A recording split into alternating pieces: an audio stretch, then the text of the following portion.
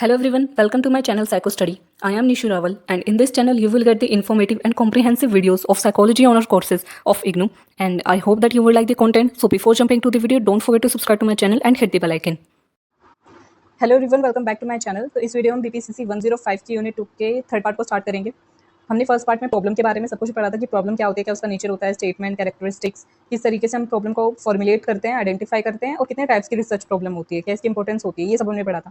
Second part में हमने hypothesis को स्टार्ट करा था कि हाइपोथेसिस को किस तरीके से फॉर्मुलेट करते हैं, क्या सोर्सेज होते हैं हाइपोथेसिस के, कितने टाइप्स के हाइपोथेसिस होते हैं और डिस्क्रिप्टिव रिसर्च क्या होती है। अब इस थर्ड पार्ट में हम लोग पढ़ेंगे कि हाइपोथेसिस टेस्टिंग क्या होती है। आज की वीडियो में हमें पढ़ना है हाइपोथेसिस टेस्टिंग। इसमें हम मेनली पढ़ेंगे स्टेप्स इन हाइपोथेसिस टेस्टिंग। कितने स्टेप्स होते हैं हाइपोथेसिस टेस्टिंग में, वन टेल और टू टेल टेस्ट बहुत इंपॉर्टेंट है। वन टेल और टू टेल टेस्ट ये हम पढ़ेंगे और क्या एरर्स होते हैं हाइपोथेसिस टेस्टिंग में वो हम पढ़ेंगे। सो स्टार्ट करते हैं आज के पार्ट को, आज की वीडियो को। तो हमारा टॉपिक है हाइपोथेसिस टेस्टिंग। हाइपोथेसिस टेस्टिंग क्या होती है इसको हम समझेंगे। Hypothesis testing is a formal procedure for investigating ideas using statistics. हम हाइपोथेसिस टेस्टिंग में करते क्या होता है हाइपोथेसिस टेस्टिंग, ये एक प्रोसीजर है, एक फॉर्मल प्रोसीजर है। इसमें हमने जो भी अपना टॉपिक डिसाइड करा था, ठीक है, जो भी हमने अपना आइडिया बनाया था, जो भी हाइपोथेसिस बनाई थी, उसको हम स्टैटिस्टिकल टूल्स के थ्रू, यानी कि जो भी स्टैटिस्टिकल टेक्निक्स हमने पढ़ी हैं, मीन मीडियन मोड हो गया, जी टेस्ट हो गया, टी टेस्ट हो गया, अनोवा हो गया, बहुत सारे स्टैटिस्टिक टेक्निक्स हैं, ठीक है, इन सब का हम यूज़ करके अपने आइडिया को इन्वेस्टिगेट करते हैं। इस पूरे प्रोसीजर को हम लोग बोलते हैं हाइपोथेसिस टेस्टिंग। अब ये हम करते क्यों, scientist use it to test specific predictions like hypothesis arising from theories. अब हम जो भी हम हाइपोथेसिस फॉर्मुलेट करते हैं, ठीक है, वो हमने कहीं ना कहीं थियरीज से, ठीक है, जितने भी थियरीज पास्ट की हैं, प्रीवियस जितनी भी थियरीज हैं, उनसे हमने हाइपोथेसिस उठाया या फिर अपने ऑब्जर्वेशन से हाइपोथेसिस लिया, तो उसको हम टेस्ट करते हैं। तो जो भी रिसर्चर है, साइंटिस्ट है, ठीक है, इन्वेस्टिगेटर है, वो हम लोग करते क्या है, हम सब लोग करते क्या है कि हम अपनी प्रिडिक्शंस को, जो भी हमने हाइपोथेसिस बनाया है, उसको टेस्ट करते हैं। इसके क्या स्टेप्स होते हैं, ये हमने काफ़ी शॉर्ट मैनर में यहाँ पे लिखे हुए हैं स्टेप्स, छोटे छोटे। अभी हम इसको डिटेल में पढ़ेंगे क्या स्टेप्स होते हैं हाइपोथेसिस टेस्टिंग के। अभी ब्रीफ में समझते हैं। फर्स्ट स्टेप होता है स्टेट नल और ऑल्टरनेटिव हाइपोथेसिस। हम लोग सबसे पहला स्टेप हमारा हाइपोथेसिस टेस्टिंग में क्या होता है, हम लोग को डिसाइड करना होता है कि हम नल हाइपोथेसिस को सिलेक्ट करेंगे या फिर ऑल्टरनेटिव हाइपोथेसिस को सिलेक्ट करेंगे। ये हमें सबसे पहले डिसाइड करना होता है, फर्स्ट स्टेप। सेकंड स्टेप हमारा होता है collect data design to test hypothesis. Second हमारा स्टेप होता है इसमें कि हम डेटा कलेक्ट करते हैं, ठीक है, हम डेटा कलेक्ट करते हैं ताकि हम उसके थ्रू हाइपोथेसिस को टेस्ट कर सकें। थर्ड हमारा स्टेप होता है, थर्ड स्टेप है परफॉर्म अ स्टैटिस्टिकल टेस्ट, कि हमने जो भी डेटा कलेक्ट करा है उसके लिए हम अब जो है उस डेटा को एनालाइज करेंगे, स्टैटिस्टिकल टेक्निक्स हैं जितने भी, उन सबको परफॉर्म करेंगे, अप्लाई करेंगे और डेटा को एनालाइज करेंगे। लास्ट स्टेप होता है डिसाइड वेदर टू एक्सेप्ट और reject the null hypothesis based on results. अब जो भी हमारे रिजल्ट आया उसके बेसिस पर हम टेस्ट करेंगे कि हमारा हाइपोथेसिस जो था उसको हमने एक्सेप्ट करा है या फिर रिजेक्ट करा है अपने नल हाइपोथेसिस को। तो ये ब्रीफ में हमने समझाया कि क्या स्टेप्स होते हैं हाइपोथेसिस टेस्टिंग के। इसको अभी हम एग्जाम्पल से समझते हैं। यहाँ पर एग्जाम्पल है हमारे पास, Ram accused of corruption faces a decision by the जज। राम एक पर्सन है, ठीक है, उसने करप्शन करा, उस पर करप्शन का केस बनाया। अब जज जो है उसे फैसला सुनाने वाला, अपना डिसीजन लेने वाला है। तो राम क्या क्या डिसीजन फेस कर सकता है। एक तो नल हाइपोथेसिस बन सकती है। नल हाइपोथेसिस क्या बन सकती है, दो स्टेटमेंट बन सकते हैं यहाँ पर हमारे, राम इज नॉट शेमफुल, ठीक है, राम ने कोई भी करप्शन नहीं करा है, या फिर राम इज इनोसेंट। अब जो ये वाली स्टेटमेंट है, ये वाला जो हाइपोथेसिस बनाया है, राम इज इनोसेंट, तो यहाँ पे नो वर्ड का तो यूज हुआ नहीं है, तो इसका मतलब ये नहीं है कि नल हाइपोथेसिस नहीं है। नल हाइपोथेसिस का मतलब होता है कि कोई भी चेंज ना आना, ठीक है, कोई भी डिफरेंस ना आना या फिर कुछ भी प्रूफ ना होना, ठीक है। यहाँ पे क्या है, राम इनोसेंट है, इट मीन्स कि उसने कोई भी करप्शन नहीं करा है, इस वजह से नल हाइपोथेसिस में आई है ये स्टेटमेंट। तो कोई भी हम स्टेटमेंट ले सकते हैं नल हाइपोथेसिस में। स्टेटमेंट क्या बने कि राम ने कोई भी करप्शन नहीं करा है, वो शेमफुल नहीं है। ऑल्टरनेटिव हाइपोथेसिस अगर हम बनाते इसी सिनेरियो पर, तो क्या हमारा हाइपोथेसिस बनता, राम इज शेमफुल, राम ने करप्शन करा है, वो गिल्टी है। If sufficient proof of shame exists, null hypothesis is rejected. Otherwise, null hypothesis is accepted. अगर हमारे पास सारे sufficient proof हमें मिल जाते हैं कि हाँ भाई राम ने corruption करा है, वो guilty है, तो हमारी जो null hypothesis थी वो reject हो जाएगी, क्योंकि null hypothesis हमने क्या बनाई थी कि राम ने ऐसा कुछ भी नहीं करा है, जबकि प्रूफ हमें क्या मिले, उसने करा है करप्शन, ठीक है, उसने गलत काम करा है, तो हमारी null hypothesis रिजेक्ट हो जाएगी। अगर ऐसा नहीं प्रूफ कर पाते हम लोग, तो हमारी null hypothesis एक्सेप्ट हो जाएगी। तो ये होती है हाइपोथेसिस टेस्टिंग। आप एग्जाम में एग्जाम्पल के थ्रू जरूर समझा करके आना, लिख करके आना, ज्यादा अच्छा इंप्रेशन पड़ता है एग्जामिनर पर। तो ये था हमारा हाइपोथेसिस टेस्टिंग, उसको हमने एग्जाम्पल के थ्रू समझ लिया। अब क्या स्टेप्स होते हैं मेनली हाइपोथेसिस टेस्टिंग में, वो हम देखते हैं। अब हमारे पास next topic, steps in hypothesis testing. क्या स्टेप्स होते हैं हाइपोथेसिस टेस्टिंग के। Step 1 specify hypothesis. पहला स्टेप हमारा यही रहता है कि हमें डिसाइड करना है कि हम नल हाइपोथेसिस सिलेक्ट करें अपने रिसर्च के लिए या फिर ऑल्टरनेटिव हाइपोथेसिस हम लोग सिलेक्ट करें। तो हम लोग डिसाइड करेंगे कि हमें नल हाइपोथेसिस बनानी है या फिर ऑल्टरनेटिव हाइपोथेसिस बनानी है। सेकंड स्टेप हमारा होता है हमेशा सिलेक्ट लेवल ऑफ सिग्निफिकेंस, हमें सिग्निफिकेंस लेवल सिलेक्ट करना पड़ता है। अब एग्जाम में अगर क्वेश्चन आया कि आपको स्टेप्स ऑफ हाइपोथेसिस लिखने हैं, ठीक है, स्टेप्स लिखने हैं आपको हाइपोथेसिस टेस्टिंग के, तो आपको यही 4 स्टेप्स लिखने हैं। हर बार यही स्टेप्स होते हैं, कहीं पर भी हमेशा यही 4 स्टेप्स रहते हैं, तो आपको यही लिख कर के आना है। जो पहले हमने स्टेप्स पढ़े थे वो ब्रीफ में सिर्फ ओवरऑल समझाने के लिए था, मेन स्टेप्स यही है। पहला स्टेप है हाइपोथेसिस को हमें डिसाइड करना है, नल हाइपोथेसिस बनानी है फिर ऑल्टरनेटिव हाइपोथेसिस बनानी है। सेकंड हमारा रहेगा कि हमें सिग्निफिकेंस लेवल सिलेक्ट करना है। अब ये सिग्निफिकेंस लेवल होता क्या है? The significance level often denoted as alpha, ठीक है, ये अल्फा का साइन है, ग्रीक लेटर है alpha, represents the threshold for determining whether an observed effect और difference is statistically significant. Significance level का मतलब होता है यहाँ पर, इसको हम अल्फा से डिनोट करते हैं। अब स्टैटिस्टिक्स में जो ये वर्ड है सिग्निफिकेंस, इसका मतलब होता है प्रोबेबली ट्रू, यानी कि इसमें हम देखते हैं कि जो भी हमारा रिजल्ट आया वो किसी भी चांस फैक्टर की वजह से नहीं आया है, या फिर किसी भी सैंपल हमने गलत से कैलकुलेट करा या फिर सैंपल हमने अच्छा नहीं लिया था, उसकी वजह से हमारा रिजल्ट ऐसा नहीं आया है। सिग्निफिकेंस लेवल शो करता है कि हमारे जो चांसेस हैं, हमारी जो हाइपोथेसिस है वो ट्रू है, ठीक है, ये शो करता है प्रोबेबली ट्रू। रिप्रेजेंट्स थ्रेशोल्ड, अब जो सिग्निफिकेंस लेवल होता है वो या तो 0.01 हम लोग लेते हैं या फिर 0.05, ये एक तरीके से थ्रेशोल्ड की तरह काम करता है। Determine whether an observed effect और डिफरेंस इज स्टैटिस्टिकली सिग्निफिकेंट, कि जो भी डिफरेंस है या फिर जो भी इफेक्ट है, ठीक है, 2 वेरिएबल्स है या 2 से ज़्यादा वेरिएबल्स हमने लिए या फिर जो भी हम प्रूव करना चाहते हैं अपने रिजल्ट में, जो भी हाइपोथेसिस बनाए वो स्टैटिस्टिकली कितना सिग्निफिकेंट है, ये रिप्रेजेंट करता है significance level. Researcher choose a significance level before conducting their study, commonly use values are 0.05 and 0.01। अब रिसर्चर अपनी रिसर्च स्टार्ट करने से पहले सबसे पहले एक सिग्निफिकेंस लेवल को सिलेक्ट करते हैं, और सिग्निफिकेंस लेवल मोस्टली 0.05 लेते हैं या फिर 0.01। अब 0.05 0.01 क्या है कि या रिसर्चर क्या मानेंगे कि या तो 5% का ही चांस हो सकता है कि रिजल्ट जो मेरी रिसर्च है उसका जो रिजल्ट है उसमें कोई गलती हो सकती है, सिर्फ 5%, बाकी 95% रिसर्चर कॉन्फिडेंट है अपने रिजल्ट्स को लेकर के। अगर हम कोई रिसर्चर 0.01 का सिग्निफिकेंस लेवल ले रहा है तो इट मीन्स कि वो 99% वो कॉन्फिडेंट है अपने रिसर्च को लेकर के, 1% वो कॉन्फिडेंट नहीं है। अब ऐसा क्यों है कि 5% चांसेस हैं उसमें गलती होने के या फिर 1% चांसेस हैं गलती होने के? क्योंकि हम जब ह्यूमंस के ऊपर रिसर्च करते हैं तो कभी भी 100% रिजल्ट्स नहीं आ सकते, ठीक है, ह्यूमंस के ऊपर हम रिसर्च कर रहे हैं अपनी कोई भी, तो 100% हम एक्यूरेसी को नहीं मान सकते कि आ सकती है। तो रिसर्चर क्या है, या तो 5% वो चांसेस ले सकता है अपनी रिसर्च में कि भाई गलती हो सकती है, या फिर 1% चांसेस ले सकता है, या तो वो 99% श्योर होगा अपनी रिसर्च को लेकर के या फिर 95%। ये होता है सिग्निफिकेंस लेवल, और सिग्निफिकेंस लेवल हमेशा मोस्टली 0.05 या फिर 0.01 होता है। A significance level of 0.05 means that the researcher is willing to accept a 5% chance of making a type 1 error, rejecting a true null hypothesis. अगर कोई रिसर्चर 0.05 लेवल का significance लेता है, ठीक है, सिग्निफिकेंस लेवल लिया उसने 0.05, इट मीन्स कि जो वो रिसर्चर है वो सिर्फ 5% चांसेस ही एक्सेप्ट कर रहा है अपनी रिसर्च में कि वो टाइप 1 एरर क्रिएट कर सके, कि उसकी रिसर्च में टाइप 1 एरर हो सके। अब एरर्स भी हम लोग लास्ट में पढ़ेंगे इसी वीडियो में, बट हम अभी समझते हैं कि टाइप 1 एरर क्या होता है, ये हमने 104 में भी पढ़ा था। टाइप 1 एरर का मतलब होता है rejecting a true null hypothesis, कि हमने एक नल हाइपोथेसिस बनाई थी कि 2 वेरिएबल्स हैं जिनके बीच में कोई रिलेशनशिप नहीं है, ये थी हमारी नल हाइपोथेसिस जो कि एक्चुअल में सही थी, लेकिन हमने कोई ना कोई रिसर्च में गलती कर दी जिसकी वजह से लास्ट में जो रिजल्ट आया वो रिजेक्ट कर रहा था हमारे हाइपोथेसिस को, यानी कि जो चीज सही थी हमने उसे गलत बता दिया, इसको हम टाइप 1 एरर बोलेंगे, कि हमारी नल हाइपोथेसिस ट्रू थी, एक्चुअल में रियलिटी ये थी, फैक्ट ये था, बट हमने उसे रिजेक्ट कर दिया सही होते हुए भी, तो ये हमने टाइप 1 एरर बना दिया अपनी रिसर्च में। और लेवल 0.05 का अगर सिग्निफिकेंस लेवल लेता है, इट मीन्स कि रिसर्चर ये गलती करने के, रिसर्चर की रिसर्च में टाइप 1 एरर आने के सिर्फ 5% चांस है, ठीक है। अब इसी को हम 0.01 के लिए भी मान सकते हैं। Similarly a significance level of 0.01 indicates 1% chances of making a type 1 error. अगर जो रिसर्चर है वो 0.01 लेवल का सिग्निफिकेंस लेता है, 0.01 सिग्निफिकेंस लेवल लेता है, इट मीन्स कि रिसर्चर कहना चाह रहा है आपसे कि भाई देखो मेरी रिसर्च में सिर्फ 1% चांसेस हैं कि मेरी रिसर्च में टाइप 1 एरर आ सके, बाकी मैं 99% कॉन्फिडेंट हूँ अपनी रिसर्च को लेकर के। तो ये हो गया हमारा 0.05 लेवल का सिग्निफिकेंस और 0.01 लेवल ऑफ सिग्निफिकेंस। तो हमें डिसाइड करना है, जो हमारा फर्स्ट स्टेप था हाइपोथेसिस टेस्टिंग का, वो क्या था कि हमें डिसाइड करना है कि हम नल हाइपोथेसिस बनाएंगे अपनी रिसर्च में या फिर ऑल्टरनेटिव हाइपोथेसिस।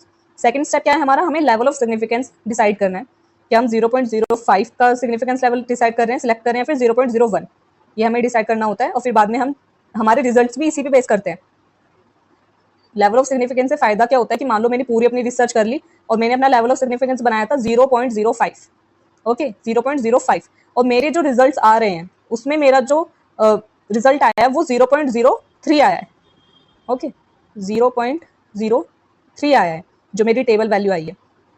मेरे टेस्ट का स्कोर आया 0.03। अब ये 0.05 से छोटा है, ठीक है, तो ये इस थ्रेशोल्ड को पार ही नहीं कर पा रहा।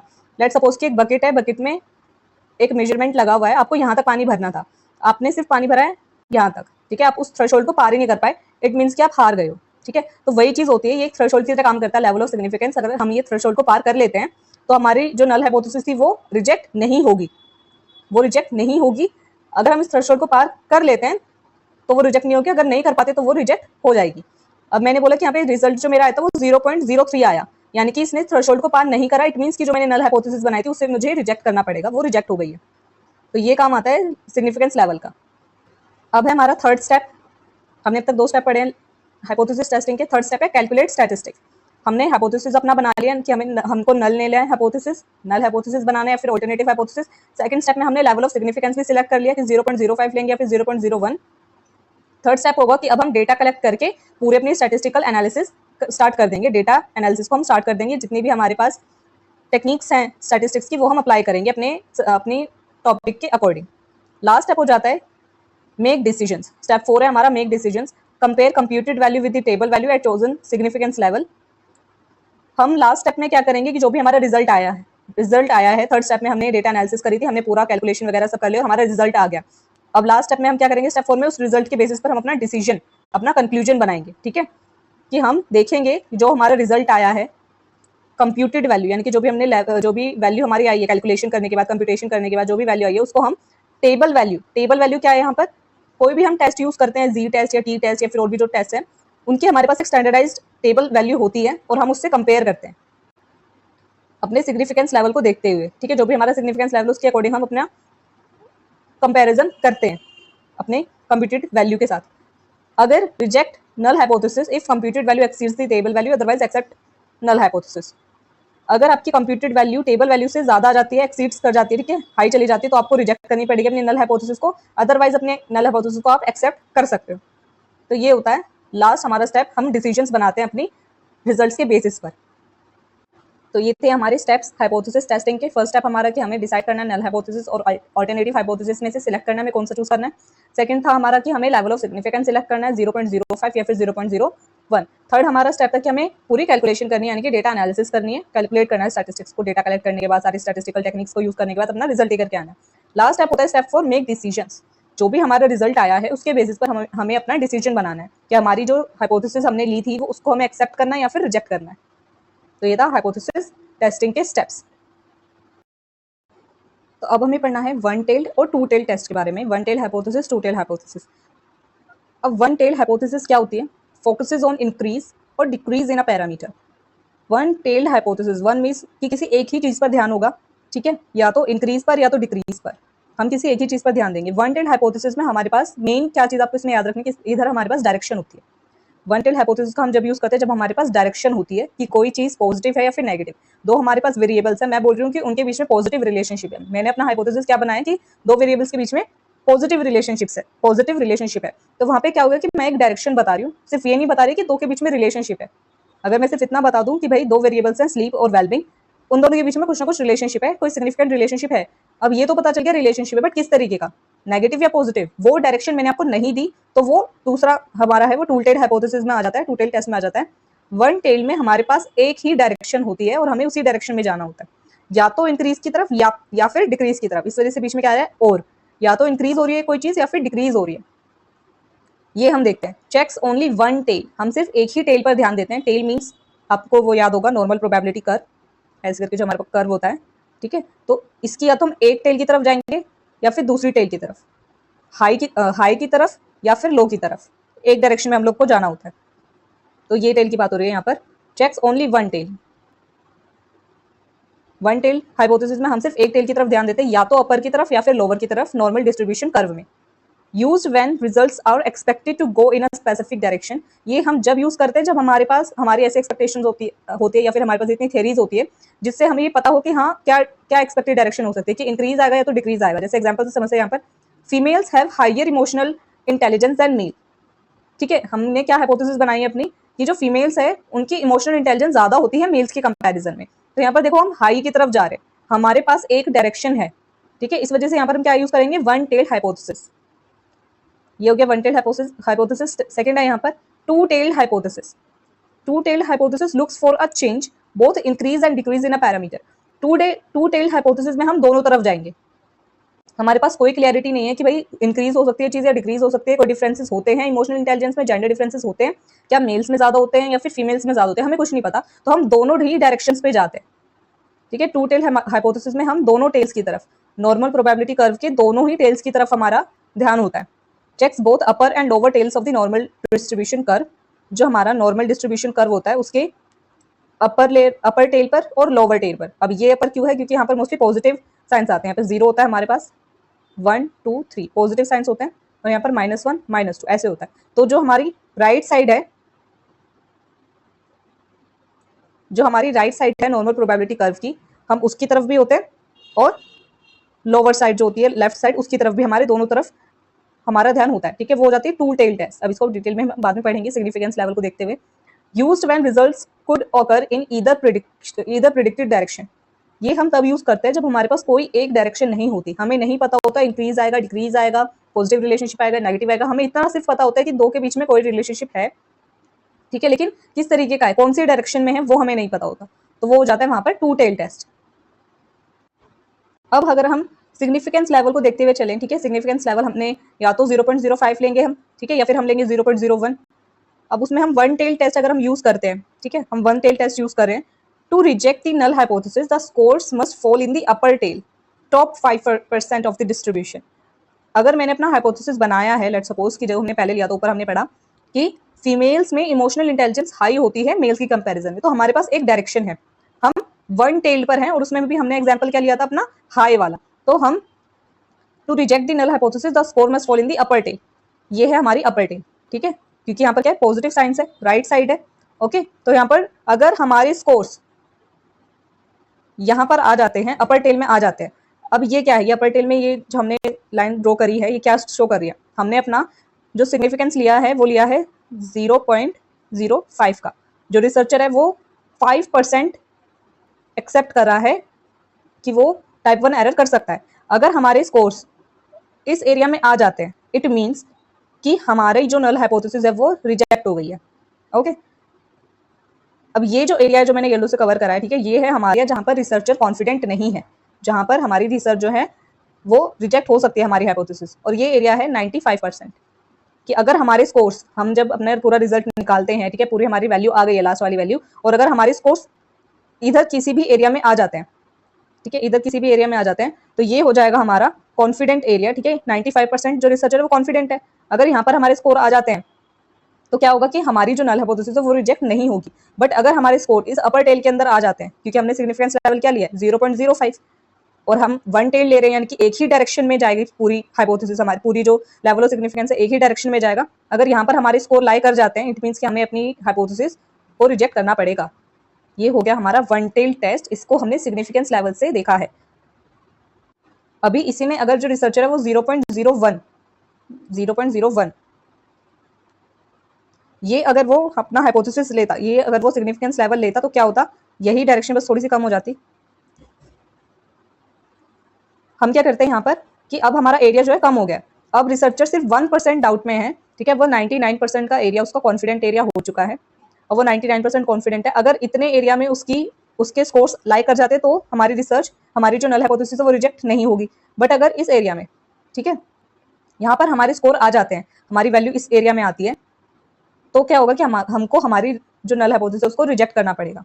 ये हमने दोनों सिग्निफिकेंस लेवल से समझ लिया है कि वन टेल टेस्ट में क्या होता है। नेक्स्ट है हमारा टू टेल टेस्ट। ठीक है, टू टेल टेस्ट में हम जो है 0.05 और 0.01 सिग्निफिकेंस लेवल से समझते हैं। Null hypothesis can be rejected if the scores falls in the either the top 2.5% 0.05 level और टॉप 1% 0.01 लेवल ऑफ डिस्ट्रीब्यूशन। समझते हैं, लेट्स सपोज कि जो रिसर्चर है उसने अपना सिग्निफिकेंस लेवल लिया है 0.05। अब टू टेल में होता क्या है, टू टेल टेस्ट में दोनों जगह पर हमारे जो रिसर्च है वो चली जाती है, ठीक है। हमारे पास दोनों ही टेल्स पर हमारे स्कोर स्लाइड आ सकते हैं। तो हम क्या करेंगे, तो 0.05 है, इसको ये डिवाइड कैसे हो जाएगा, 2.5% इधर आ जाएगा और 2.5% इधर। रिसर्चर क्या है, 5% श्योर होता है अपने रिसर्च को लेकर के, ठीक है, 5% सॉरी 95% श्योर होता है अपनी रिसर्च को लेकर के, और 5% हमारा डाउट में रहता है। तो उस 5% को हमने आधा इधर डिस्ट्रीब्यूट कर दिया, आधा अपर टेल में डिस्ट्रीब्यूट कर दिया, दोनों डायरेक्शंस में, क्योंकि ये 2 टेल टेस्ट है।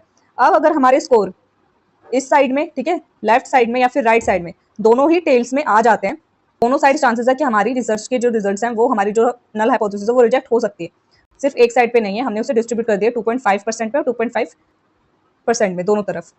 हमारे स्कोर्स इन दो एक्सट्रीम्स की जगह बीच में आने चाहिए, इधर नॉर्मल प्रोबेबिलिटी में आने चाहिए। अगर इधर हमारे स्कोर्स आते हैं, इट मीन्स कि हमारी नल हाइपोथेसिस रिजेक्ट नहीं होगी। अदरवाइज दोनों एक्सट्रीम साइड्स पर हमारी रिसर्च, हमारी जो नल हाइपोथेसिस है वो रिजेक्ट हो सकती है।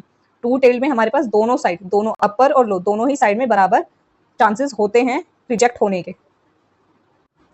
अब अगर जो यहीं पे 2 टेल टेस्ट में अगर रिसर्चर 0.01 लेवल लेता, ठीक है, यानी कि वो 1% श्योर, 1% अनश्योर है अपने रिजल्ट्स को लेकर के, 1% चांसेस है कि उसमें टाइप 1 एरर आ सकता है। अब वो 1% चांसेस क्या हो गए, यहाँ पर ये, यहाँ पर भी दोबारा से दोनों साइड। 2 टेल टेस्ट में सिर्फ इतना याद रखना है कि हमारे पास दोनों साइड, ठीक है, लेफ्ट साइड और राइट साइड, दोनों ही एक्सट्रीम्स पर हमारे स्कोर्स आ सकते हैं। और अगर इधर हमारे स्कोर आते हैं इस एरिया में, तो क्या होगा कि हमारी नल हाइपोथेसिस रिजेक्ट हो जाएगी।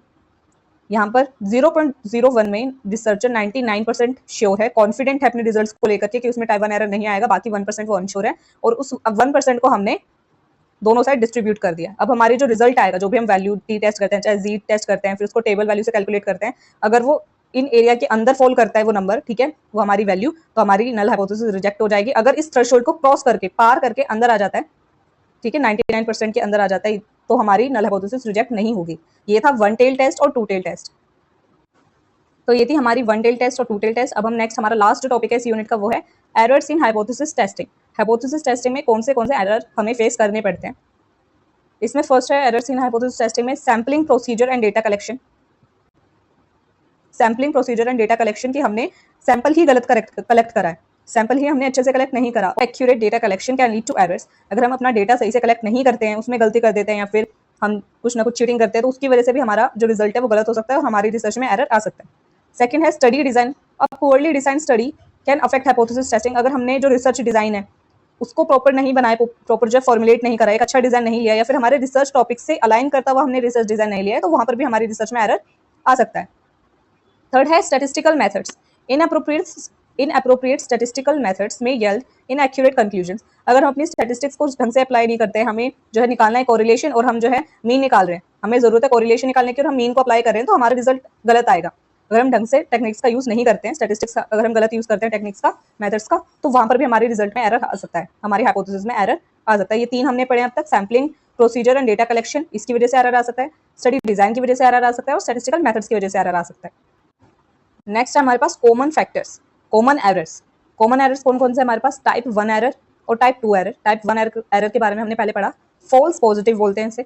फॉल्स पॉजिटिव क्या, rejecting a true null hypothesis, means कि हमने जो हमारी हाइपोथेसिस ट्रू थी, हमारी नल हाइपोथेसिस जो कि सही थी, जो कह रही थी भाई 2 वेरिएबल्स के बीच में कोई रिलेशनशिप नहीं है, ये बात सही थी, बट फिर भी हमने कोई ना कोई गलती कर दी अपनी टेक्निक्स में, ठीक है, या फिर डेटा में गलत कलेक्ट करा, उसकी वजह से हमें हमारी नल हाइपोथेसिस को हमने रिजेक्ट कर दिया। तो हमने क्या करा, हमने गलती कर दी। तो इस वाले एरर को हम लोग बोलते हैं टाइप 1 एरर, कि हमारा नल हाइपोथेसिस सही था बेचारा और हमने उसे रिजेक्ट कर दिया, हमने कर दिया टाइप 1 एरर। सेकंड है टाइप 2 एरर। टाइप 2 एरर को हम बोलते हैं फॉल्स नेगेटिव। इसमें होगा accepting a false null hypothesis. एक नल हाइपोथेसिस हमने बनाई कि 2 वेरिएबल्स के बीच में कोई रिलेशनशिप नहीं है, बट एक्चुअल में रिलेशनशिप था।